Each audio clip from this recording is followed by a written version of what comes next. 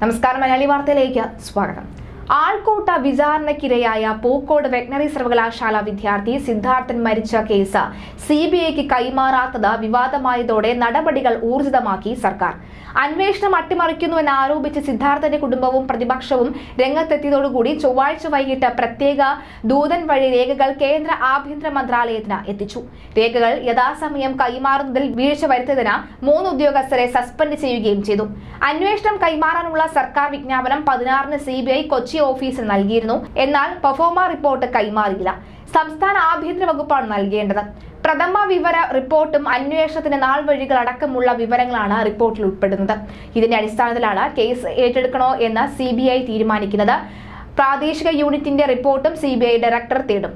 അടിയന്തര പ്രാധാന്യത്തോടുകൂടി സർക്കാർ കൈകാര്യം ചെയ്ത വിഷയത്തിൽ വീഴ്ച വരുത്തി എന്ന കുറ്റം ചുമത്തയാണ് ആഭ്യന്തര വകുപ്പിലെ deputy secretary VK Prashanth, section officer VK Bindu, assistant SL Anju എന്നിവരെ സസ്പെൻഡ് ചെയ്തിരിക്കുന്നത്.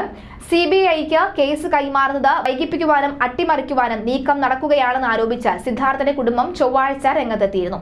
ഇതോടെയാണ് പെർഫോമ റിപ്പോർട്ടുമായി പോലീസ് ആസ്ഥാനത്തെ സ്പെഷ്യൽ സെൽ DYSP S ശ്രീകാന്തിനെ ഡൽഹിയിലേക്ക് അയച്ചത്. രേഖകൾ കൈമാറാത്തത് മുഖ്യമന്ത്രിയുടെ ഓഫീസ് അറിഞ്ഞില്ല എന്നാണ് വിശദീകരണം. വീഴ്ചയെക്കുറിച്ച് അന്വേഷിച്ച് റിപ്പോർട്ട് നൽകാൻ മുഖ്യമന്ത്രി ആഭ്യന്തര വകുപ്പ് സെക്രട്ടറിയോട് നിർദ്ദേശിച്ചു. സസ്പെൻഷൻ ഒഴിവാക്കിയതിൽ ഒരാൾ അസിസ്റ്റന്റ് രജിസ്ട്രാറുടെ മകൻ കൂടിയാണ്.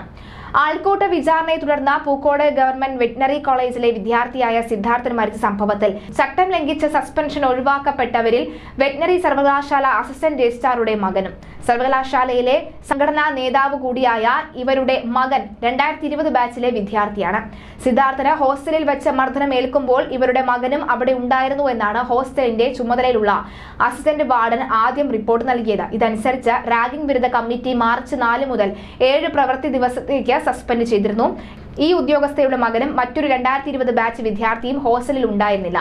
തെറ്റുപറ്റിയെന്നാണ് അസിസ്റ്റന്റ് വാർഡൻ പിന്നീട് റിപ്പോർട്ട് തിരുത്തി പറഞ്ഞത്. എന്തായാലും ഗവർണറുടെ ഒരു ഇടപെടലോടുകൂടി തന്നെ ഈ പ്രത്യേക അന്വേഷണ സംഘത്തെ നിയോഗിക്കാൻ ഗവർണർ തീരുമാനിക്കുകയുണ്ടായി. എന്തായാലും പ്രത്യേക അന്വേഷണത്തിന് ഒരുങ്ങി ഗവർണർ ആരിഫ് മുഹമ്മദ് ഖാൻ എത്തുകയാണ്. ഹൈക്കോടതിയിലെ മുൻ ജഡ്ജിയുടെ നേതൃത്വത്തിലുള്ള അന്വേഷണ കമ്മീഷനെ നിയോഗിക്കാനാണ് നീക്കം. ഒരു പോലീസ് ഉദ്യോഗസ്ഥരും സംഘത്തിൽ ഉണ്ടാവുമെന്ന് അറിയുന്നു. എന്നാൽ ജുഡീഷ്യൽ അന്വേഷണ കമ്മീഷനു പകരം സിദ്ധാർത്ഥന്റെ മരണത്തിൽ പ്രത്യേക അന്വേഷണ കമ്മീഷൻ എന്ന നിലയിലാവും പ്രവർത്തനം. 3 മാസമായിരിക്കും കാലാവധി. സിദ്ധാർത്ഥൻ മരിക്കാനിടയായ സാഹചര്യം അന്വേഷിക്കുന്നതിന് പുറമെ തന്നെ ഭാവിയിൽ സർവകലാശാലയിൽ ഇത്തരമൊരു സംഭവം തന്നെ ആവർത്തിക്കാതിരിക്കാനുള്ള നടപടി ശുപാർശ ചെയ്യലും പരിഗണനാ വിഷയമായിരിക്കും. ജുഡീഷ്യൽ കമ്മീഷനെ നിയോഗിക്കാനായി ഹൈക്കോടതി ചീഫ് ജസ്റ്റിസ് ഗവർണർ കത്തയച്ചിട്ടുണ്ട്. വിരമിച്ച ജഡ്ജിമാരുടെ പേരുകളും ഗവർണർക്ക് ലഭിച്ചു. ഇതോടെ സിദ്ധാർത്ഥന്റെ മരണത്തിൽ CBI അന്വേഷണത്തിനായി സർക്കാർ വിജ്ഞാപനം ഇറക്കി. വിരമിച്ച ഹൈക്കോടതി ജഡ്ജി അന്വേഷിക്കും.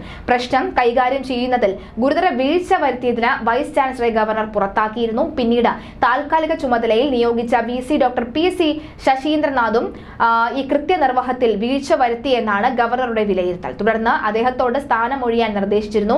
വ്യക്തിപരമായ കാരണങ്ങൾ ചൂണ്ടിക്കാട്ടി VC തിങ്കളാഴ്ച രാജിവെച്ചു. പുതിയ VCയെ ഗവർണർ നിശ്ചയിച്ചിട്ടില്ല. തെരഞ്ഞെടുപ്പ് കമ്മീഷന്റെ കൂടി അനുമതിയോടെ പുതിയ നടപടിക്രമങ്ങളിലേക്ക് കടക്കാനുള്ള തയ്യാറെടുപ്പിലാണ് അദ്ദേഹം.